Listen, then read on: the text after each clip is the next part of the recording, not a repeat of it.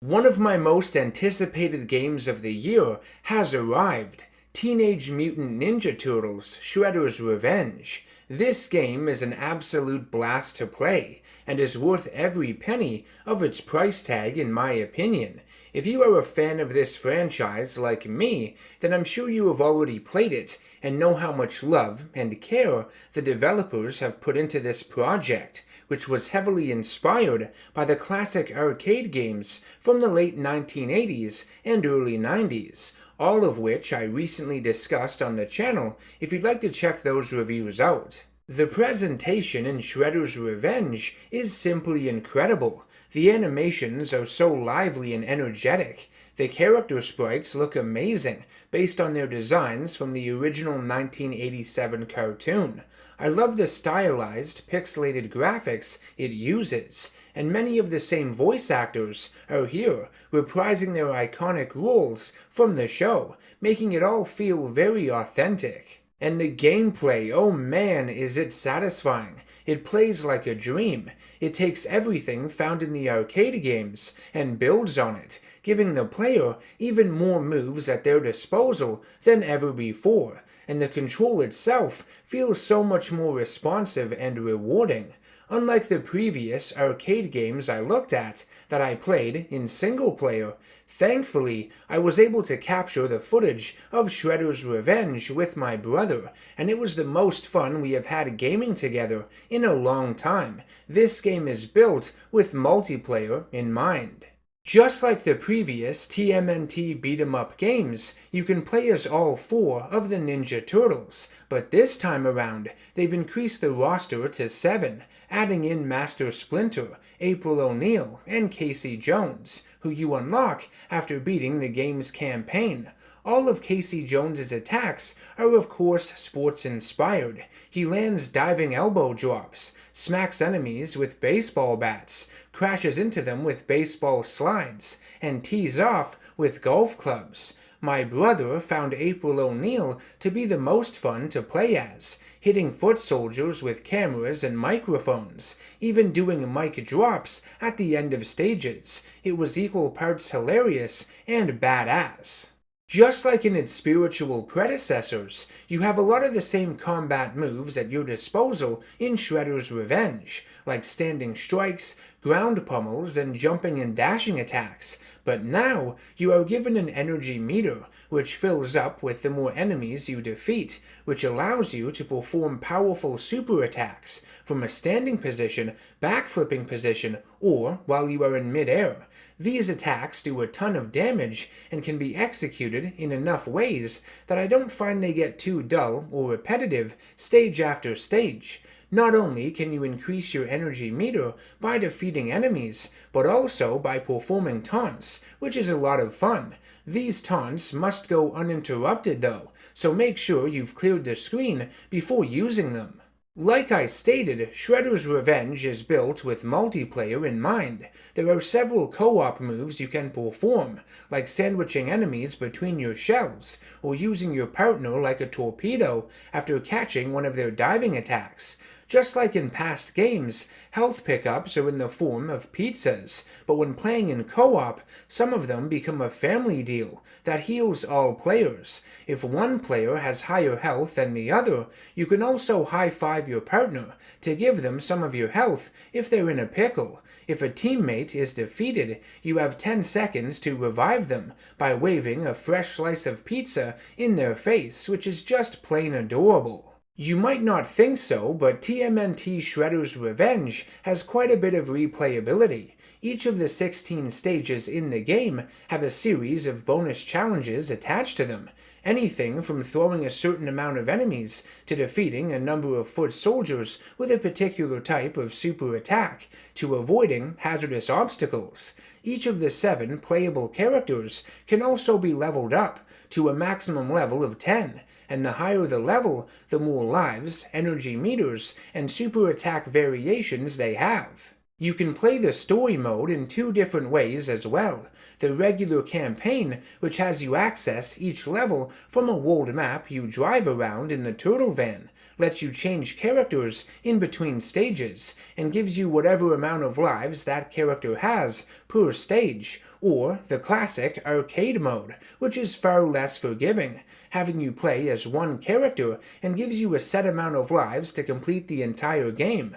Both ways are fun, but I do prefer the standard campaign when playing the story in this one.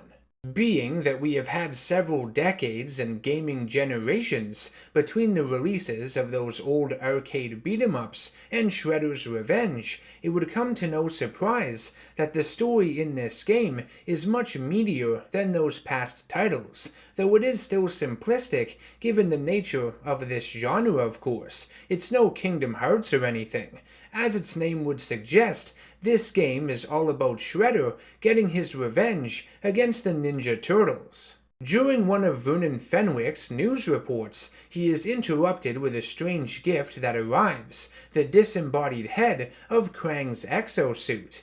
Bebop and Rocksteady take over the Channel 6 news station, and Bebop starts broadcasting his own program, Bebop's Beats, informing the city of New York that the Foot Clan has taken the Statue of Liberty hostage and plans on giving her a makeover.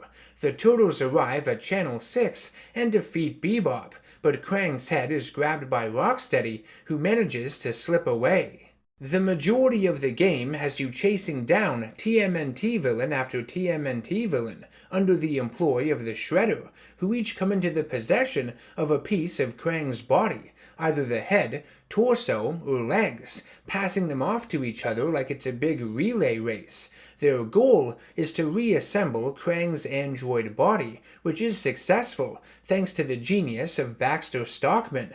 After defeating Krang the first time, it's finally revealed what the villain planned on doing with the Statue of Liberty all along, transforming it into the Statue of Tyranny. The Turtles manage to defeat Krang's new weapon and face off with the Shredder, both in his regular form and, you guessed it, Super Shredder. The villains are defeated, the Statue of Liberty gets restored, and those bastards, the Punk Frogs, receive all the credit for saving the city. The epic boss encounters in combination with the variety of unique locations you visit across the 16 levels, some completely brand new to the series, make this game and its narrative feel very extravagant, much larger in scale than the past TMNT games. There are more Teenage Mutant Ninja Turtles villains in this game than you could shake a stick at. There are many familiar faces, like the Rat King, Leatherhead, Baxter Stockman, General Trag, Metalhead, and Slash, but there are also a lot of new faces as well, from the 1987 animated series, like the alien bat, Wingnut, the evil robot, Chrome Dome, the Dame of Games herself, Tempestra, and the leader of the alien race of Triceratons, named Captain Zorax. There are even villains who had debuted exclusively in past TMNT video games, like Dirtbag and Groundchuck from Teenage Mutant Ninja Turtles 3, The Manhattan Project, on the NES. During Tempestra's boss battle in the arcade, she also summons hologram versions of Toka and Razar from Secret of the Ooze, so they even return to make a cameo.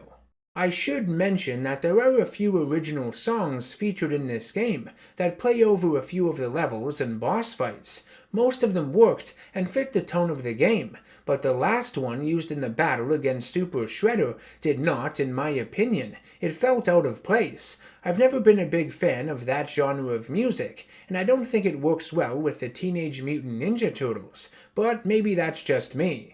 Now, I know I've been gushing over TMNT's Shredder's Revenge since you pressed play on this video, but I don't really have anything bad to say about it. I think it's easily one of my top 5, or at the very least top 10, favorite superhero games ever. A lot of the early reviews were critical of its gameplay, feeling it was too repetitive, and that the campaign, which clocks in at around 2 hours, was far too short, but I thought it was the perfect length for this kind of game, and that the gameplay itself was very satisfying, very addictive, even more satisfying than the TMNT arcade games back in the day.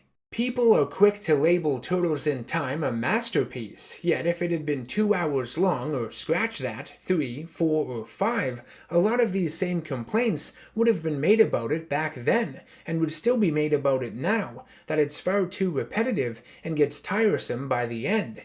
These kinds of arcade-style beat-em-ups weren't designed to be 30-hour-long epics. They're from a simpler time in gaming, and should be approached as such. I think gamers nowadays, especially the newer ones, that lack the perspective of growing up in a completely 2D era, expect way too much from these sorts of games sometimes. Once again, I found Shredder's Revenge to be the perfect length, and for a game that's half the price of a lot of other stuff on the current market, it's a steal of a deal.